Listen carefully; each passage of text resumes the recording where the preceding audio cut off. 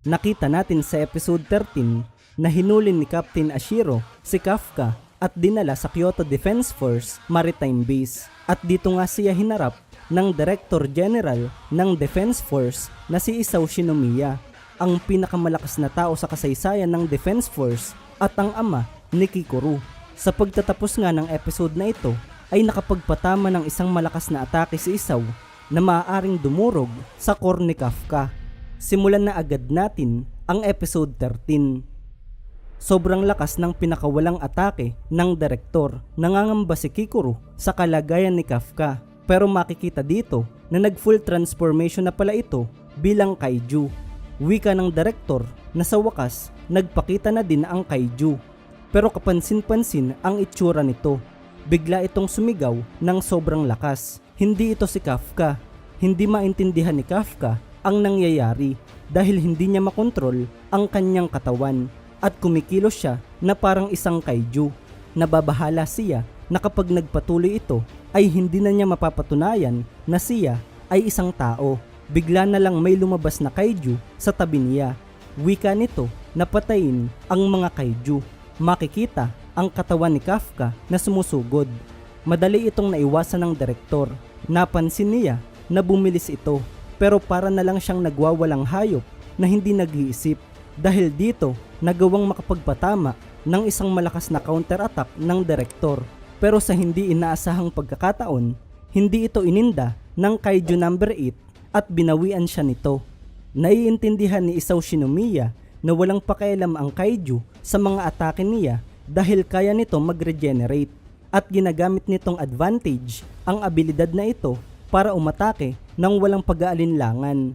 Pinaulanan ng suntok ng Kaiju number 8 ang direktor. Nababahala na dito si Kikuru. Wika ni Isao na paniguradong patay na siya kung hindi dahil siya shield ng Kaiju number 2. Pinatid nito ang Kaiju number 8 at pinakawalan ang technique number 2 niya, ang Force Blast. Naglalabas ito ng malayo ang atake gamit ang Sonic Boom. Ganto din ang madalas na atake na ginagamit ng Kaiju number 2 noong nilabanan nila ito. Sobrang lakas ng atake na ito at ang core lang ni Kafka ang natira. Pero sa hindi inaasahang pagkakataon, bumalik ang katawan nito na parang bago ulit at nagpakawala ng isang malakas na atake na sinabayan naman ng direktor. Hindi na din makayanan ng katawan ni Kafka ang ganto katinding laban. Makikita ang lakas ng suntok ng dalawa. Hindi makapaniwala ang mga scientist na nagawa nilang masira ang fortified shelter na ito dahil sa kalkulasyon nila kaya nitong tumanggap ng fortitude level 10 nang hindi nasisira. Naiintindihan ito ng deputy director. Natural lang na masisira ito dahil ang naglalaban dito ay dalawang identified kaiju, ang Kaiju number 2 at Kaiju number 8. Makikita na mainit ang labanan ng dalawa. Hindi makapaniwala si Kikuru na sumasabay ang kanyang ama sa isang Daikaiju. Pero nagtataka ang deputy director na kung gusto patayin ni Isao ang Kaiju number 8 ay dapat kanina pa niya ito ginawa noong naka-human form pa siya. Sa hindi malamang dahilan, gusto ng direktor na ilabas ng Kaiju number 8 ang lahat ng kanyang lakas at magwala. Naalala dito ni Kikuru ang pinag-usapan nila kanina ng kanyang ama na iniligtas ni Kafka ang kanyang buhay. Guys, kung nagustuhan nyo ang video na ito, bigyan nyo naman ako ng like at mag-subscribe na din kayo para sa mga susunod na episode. Araw-araw akong maglalabas ng bago. Balik na tayo sa kwento. Maaaring ang kanyang ama ay binibigyan ng pagkakataon si Kafka na mabuhay at patunayan ang kanyang sarili. Subalit tinamaan ng isang solid na suntok si Isao sa kanyang tagliran. Ang fortitude level ng Kaiju number 8 ay lumalagpas na sa inaasahan niya. Naiinis si Kafka dahil kailangan niyang pigilan si Kaiju number 8. Pinakawalan ni Director Isao ang technique number 3 niya, ang Twin Blast. Pero parang hindi man lang ito ininda ng Kaiju number 8 at patuloy pa rin sa pagsugod. Nakapagpatama ito ng isang solid na suntok at napatilapon ang direktor sa lakas nito. Ginamit niya dito ang kanyang special technique. Ito ay Energy Blast galing sa Kaiju number 2, ngunit sinigawan lang ito ni Kafka. Makikita na kung gaano kalayo ang agwat ng kanilang kakayahan. Nangangamba si Kafka na kapag nagpatuloy ito ay mapapatay niya ang ama ni Kikuru sa harapan niya. Ipinapalo ni Kaiju number 8 ang katawan ni Direktor Isaw sa sahig. Naalala ni Kikuru ang usapan nila na kapag naging Kaiju si Kafka ay papatayin niya ito. Pero kahit na ganun ay naniniwala pa rin siya dito. Wika ni Kikuru na huwag siya magpakontrol sa isang hamak na Kaiju. Kumawala si Kafka sa pagkakatrap sa kanya. Ngunit nakaabang na pala dito ang Kaiju number 8 at kinain siya. Naiinis si Kafka na laging sa mga importanteng bagay ay pumapalpak siya. Sumuko na si Kafka dito at kasabay nito ay mapapatay na din niya ang direktor. Pero biglang naalala niya si Mina na naghihintay sa kanya. Nagising ito at dinukot ang kanyang core. Makikita na tumigil na ang Kaiju number 8 habang nasa loob ng dibdib ang kamay nito. Wika ni Kafka na hindi siya si Kaiju number 8, siya si Kafka Hibino. Makikita na nakahandusay dito si Kafka. Wika ng direktor na alisin ni Narumi ang kanyang sandata. Ito si Gen Narumi, ang Defense Force 1st Division Captain. Wika nito na akala niya ay planong magpakamatay ng direktor dahil hindi ito humingi ng backup. Pero sagot nito na malabo iyong mangyari. Pero inamin ni Isaw na nalagpasan ni Kafka ang kanyang estimation. Tinanong ni Narumi kung anong plano niya sa Kaiju number 8. Naging seryoso dito si Isaw. Makalipas ang ilang araw, nagkaroon ulit ng meeting ang mga higher ups. Makikita dito si Isaw na inaanunsyo na ang Kaiju number 8 ay gagamitin nila sa kanilang puwersa na hindi ginagawang armas. Tinutulan naman ito agad ng lahat. Hindi nila pwedeng gamitin ang buhay na Kaiju dahil masyado itong delikado.